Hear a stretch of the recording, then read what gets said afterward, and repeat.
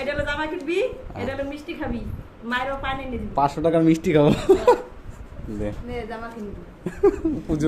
পুজোর জোগাড় কমপ্লিট। इतनी खुशी मुझे पैसा पैसा मासंगा पैसा मासंगा ये पैसा अभी मजा आएगा ना भिड़ो।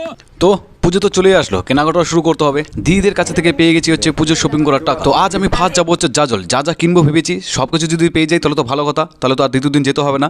আর না হলে যেতে হবে বুলবুলচন্ডী, আর শেষমেশ মালদা তো আছে। চলো হচ্ছে জাজলের উদ্দেশ্যে। প্রথমে আমার মাইন্ডে আছে একটা শু নিতে হবে। তো শুয়ের দোকানে চলে গেলাম, অনেক কটা শু দেখালো, তবে আমার তেমন একটা পছন্দ হলো না, তাই আমি স্কিপ করে নিলাম। তার মানে যেতে হবে হচ্ছে আমাকে বুলবুলচন্ডী, না হয় হচ্ছে মালদা, তার মানে একটু বেশি খরচ করতে হবে, এটাই। তারপরে সময় নষ্ট না করে চলে আসছি জামা প্যান্টের দোকানে। এইখানে কালেকশন খুবই ভালো ছিল, অনেকগুলো শার্ট লাগলাম, কিন্তু ব্যাড লাক, যে শার্টটা আমার পছন্দ হয়েছে সেই শার্টটা আমার সাইজে মিলেনি।